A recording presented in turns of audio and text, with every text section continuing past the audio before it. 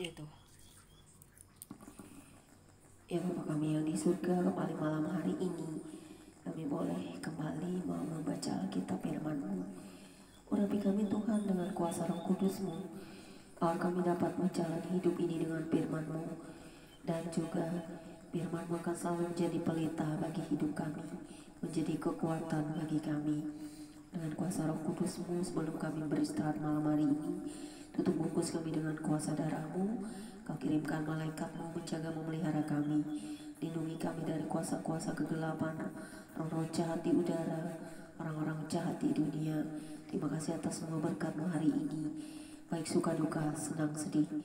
Dan berkati firman-Mu ini Tuhan, kami mau mendengarkannya, memeliharanya, merenungkannya, biar kami menjadi pelaku-pelaku firman yang sejati. Di dalam nama Tuhan Yesus Kristus yang menjadi Tuhan dan Juru Selamat kami. Haleluya.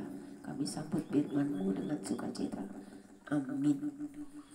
Pembacaan Alkitab malam hari ini terambil dari kitab 1 Tesalonika 4 ayat 1 hingga dengan ayat yang ke-18. 1 Tesalonika 4 ayat 1 hingga dengan ayat yang ke-12 dengan perikop nasihat supaya hidup kudus yang berbunyi demikian. Akhirnya saudara-saudara, kami minta dan nasihatkan kamu dalam Tuhan Yesus. Kamu telah mendengar dari kami bagaimana kamu harus hidup supaya berkenan kepada Allah. Hal itu memang telah kamu turuti, tetapi baiklah kamu melakukannya lebih bersungguh-sungguh lagi. Kamu tahu juga petunjuk-petunjuk mana yang telah kami berikan kepadamu atas nama Tuhan Yesus. Karena inilah kehendak Allah, pengudusanmu, yaitu supaya kamu menjauhi percabulan, supaya kamu masing-masing mengambil seorang perempuan menjadi istrimu sendiri dan hidup di dalam pengudusan dan penghormatan, bukan di dalam keinginan hawa nafsu, seperti yang dibuat oleh orang-orang yang tidak mengenal Allah. Dan supaya dalam hal-hal ini orang jangan memperlakukan saudaranya dengan tidak baik atau memperdayakannya, karena Tuhan adalah pembalas dari semuanya ini, seperti yang telah kami katakan dan tegaskan dahulu kepadamu. Allah memanggil kita bukan untuk melakukan apa yang cemar, melainkan apa yang kudus. Karena itu siapa yang menolak ini bukanlah menolak manusia, melainkan menolak Allah yang telah memberikan juga Roh-Nya yang kudus kepada kamu. Saya garis bawahi ayat 8. Tentang kasih persaudaraan tidak perlu dituliskan kepadamu, karena kamu sendiri telah belajar kasih mengasihi dari Allah. Hal itu kamu lakukan juga terhadap semua saudara di seluruh wilayah Makedonia. Tetapi kami menasihati kamu saudara-saudara, supaya kamu lebih bersungguh-sungguh lagi melakukannya. Dan anggaplah sebagai suatu kehormatan untuk hidup tenang, untuk mengurus persoalan-persoalan sendiri, dan bekerja dengan tangan, seperti yang telah kami pesankan kepadamu, sehingga kamu hidup sebagai orang-orang yang sopan di mata orang luar dan tidak bergantung pada mereka. Kemudian 1 Tesalonika 4 ayat 13 hingga dengan ayat yang ke-18 dengan perikop baru, kedatangan Tuhan, yang berbunyi demikian.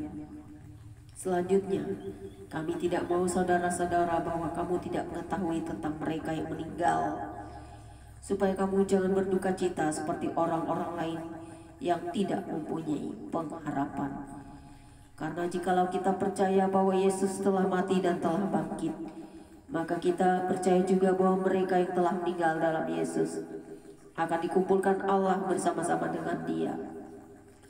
Ini kami katakan kepadamu dengan firman Tuhan.